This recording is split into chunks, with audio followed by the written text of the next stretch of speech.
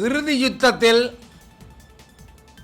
முள்ளிவாய்க்காலில் வெள்ளை கொடியோடு சென்று சரணடைந்த சர்வதேச அணுகுமுறை ஊடாக உத்தரவாதம் பெறப்பட்டு வெள்ளை கொடிகளுடன் சென்று சரணடைந்த எமது சொந்தங்கள், அதன் பின்னரும் யுத்தம் முடிவிட்ட பின்னரும் தாய் தந்தையர்களால் மனைவிமாரால் கையளிக்கப்பட்ட அனைத்து தமிழ் சொந்தங்களும் அவர்களுக்கு என்ன நடந்தது என்பதை அன்றைய காலகட்டத்தில் இதற்கு பொறுப்பாக இருந்த இராணுவ தளபதியாக இருந்த இன்று இராணுவ மார்ஷலாக இருக்கின்ற சரத் பொன்சேகா அவர்களை கைது செய்து விசாரணை நடத்துவதன் ஊடாக இந்த உண்மைகளை வெளிக்கொண்டு வர முடியும் என்பதை என்பிபி அரசுக்கு, அடக்குமுறைகளுக்கு எதிரான ஜனநாயக அமைப்பு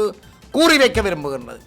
அந்த முள்ளிவாய்க்கால் அந்த சூனுக்கு பொறுப்பாக இருந்த சவேந்திர டி சில்வா இருந்திருக்கிறார். கடைசியாக முள்ளிவாய்க்காலில் கொடி நடுபவர்களில் அதுக்கு பொறுப்பாக இருந்தவர் சவேந்திர டி சில்வா. இவர்களை கைது செய்து விசாரணை மேற்கொள்வதன் ஊடாக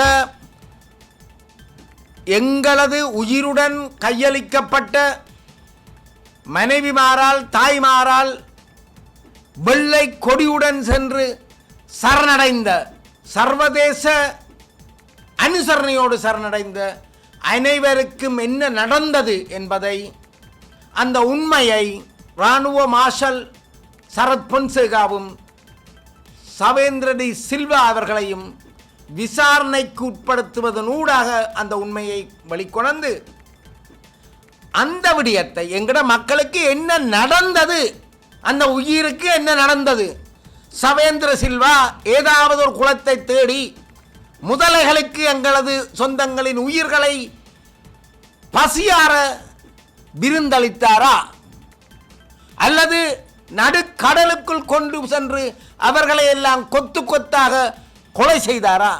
இதற்கு இராணுவ தளபதி சரத் பொன்சேகா அவர்களும் சவேந்திர சில்வாவும் முப்படைகளின் தளபதியாக என்று முப்படைகளின் அமைச்சராக இருக்கின்ற அனுரகுமார திசநாயக்கா அவர்களுக்கு வெளிக்கொணர வேண்டும். ஆகவே எங்களுக்கு 10 லட்சம் தாங்கோ, 10 லட்சம் தாங்கோ, 10,000 தாங்கோ, 10 கோடி தாங்கோன்னு எங்களுக்கு வேண்டாம். இந்த கோடானு கோடி சொத்துக்களையும் தாண்டி லட்சங்கள் பணங்களை எல்லாம் தாண்டி எங்களது உயிர்கள் பெறுமதியானவை.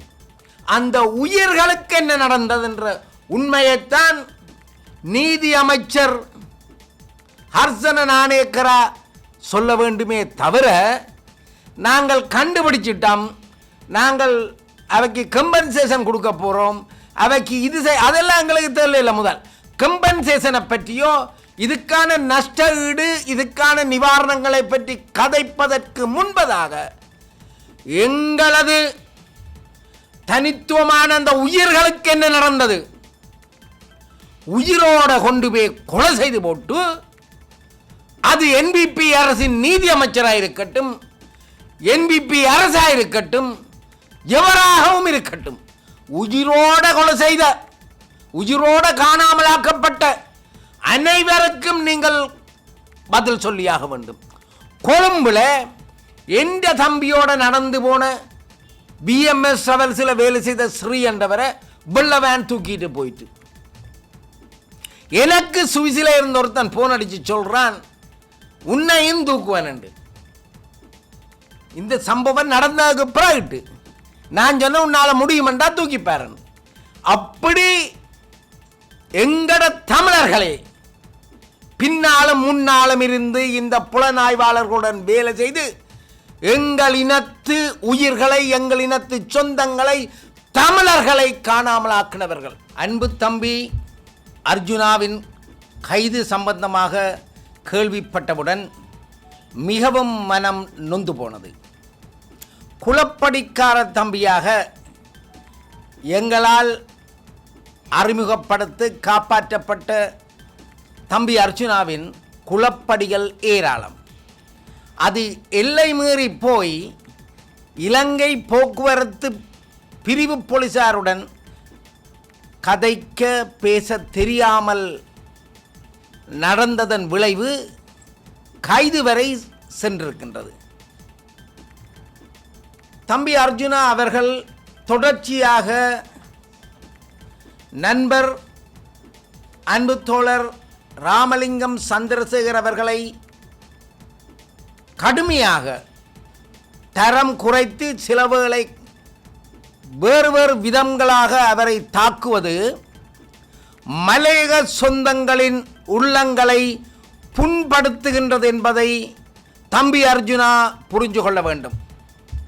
நாங்கள் தமிழர்கள் பிரிக்கப்பட முடியாத, வேறுபடுத்தப்பட முடியாத வட கிழக்கு மலையக கொழும்பு தமிழர்கள் எல்லாம் இணைந்து நாங்கள் தமிழர்கள் என்று ஒற்றுமையாக இந்த மண்ணில் வாழ்ந்தால் மட்டும்தான் எமது இனம் பட்ட துன்பம், துயரங்கள், சொல்லனாத இழப்புக்கள், பல்லாயிரக்கணக்கான சொத்துக்கள், உயிர்கள், இவற்றிற்கெல்லாம் நீதி கேட்டு போராடுகின்ற எமது இனம் எக்காலகட்டத்திலும் மலையகமாகவோ வடக்காகவோ கிழக்காகவோ கொழும்பாகவோ பிரிந்து போக முடியாது.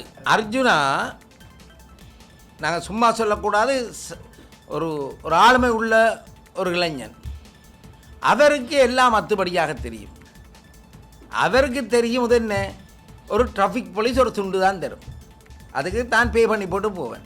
ஆனால் தண்டை விடியம் என்ன, தான் ஒரு தண்டை ட்ரெண்டை காட்டுறதுக்காக அதில் வந்து போலீஸ்காரருக்கு முன்னுக்கே நிப்பாட்டி போட்டு இறங்கி போய் அந்த போராட்டத்தில் உள்ளவர்களுக்கு ஆதரவு தெரிவித்து போட்டு பின்னர் வந்து வாகனத்தில் ஏறுறார். இவரை கண்டோன்னு போலீஸ் ஓடி போக அவர் போலீஸ்காரருக்கு அவருக்கு தெரியும் தான் செய்தது பிழையென்று தெரிந்திருந்தும் போலீஸ்காரருக்கு ஒரு விளையாட்டாக சொல்லிட்டு போகிறார். மேலதிக செய்திகளுக்காக எமது யூடியூப் தளத்தை சப்ஸ்கிரைப் செய்யுங்கள்.